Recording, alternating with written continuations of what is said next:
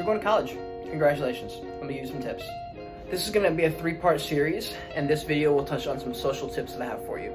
So I actually just graduated from College of Charleston as an undergrad with a degree in public health, and I was an RA for a year, and I was an orientation leader for 2 years, so I feel like I have a lot of insight. Okay, first things first, learn how to do your laundry. I cannot stress to you how important this is. You don't want to be that person who's in the laundry room sitting there pouring the detergent into the bleach thing or throwing detergent into the washer with the clothes. Okay, you don't want to be that person, I promise you. My next tip for you is accept the fact that you and your roommates are not going to agree on everything. You're gonna have issues, okay? Someone's not gonna do the dishes, someone's not gonna do the trash. Accept that, okay? You're the one who chose to go to college. You just have to live with it, okay? It's just not gonna be perfect.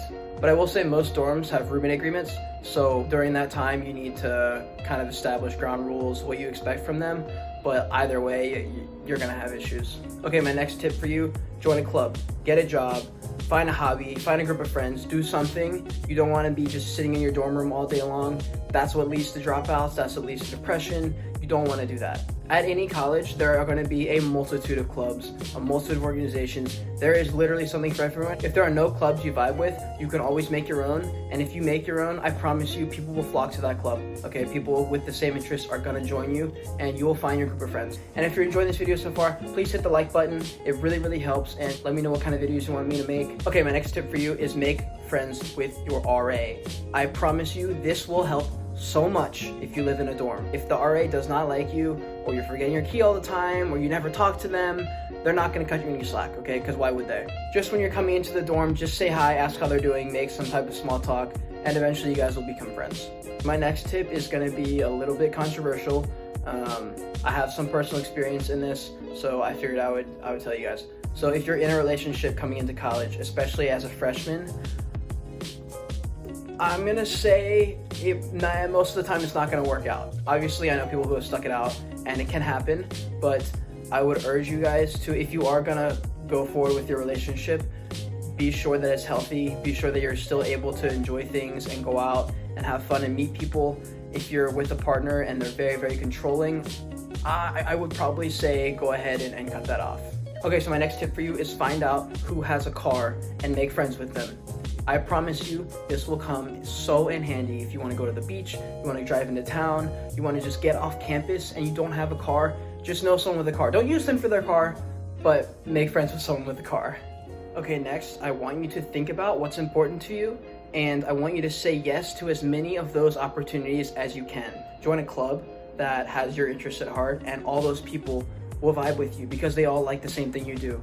So just go with them and go to as many things as you can with them, as long as it fits in your schedule. Okay, so this is my final tip. If you didn't listen to anything else in this video, listen now.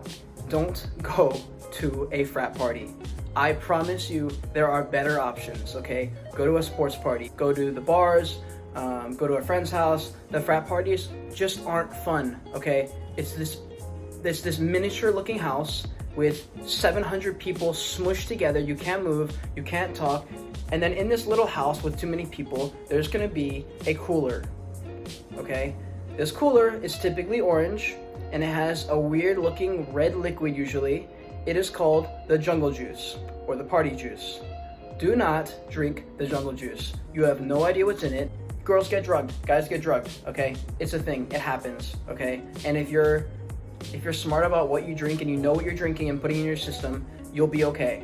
But if you drink some weird red liquid with everything under the sink in it, a bunch of liquor, maybe some type of drug inside, then you're asking for something to happen. I mean, it is just not a good plan.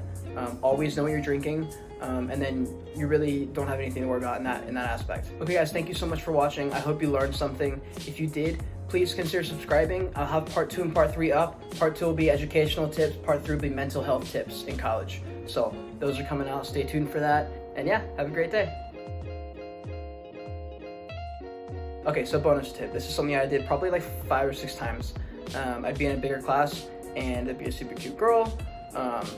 And I wanted to talk to her, but I don't sit next to her. It's hard to start a conversation in class sometimes. So here's what you do. Maybe if you can introduce yourself in person, and that would help. You go into your school's website, you go to whatever grading website thing that they have, you find the class list, you find their name, hopefully Like, just listen maybe to the role or whatever, get their name, get their email, and email them and ask if they want to study together or something. But that is a surefire way to start a relationship or maybe at least a friendship.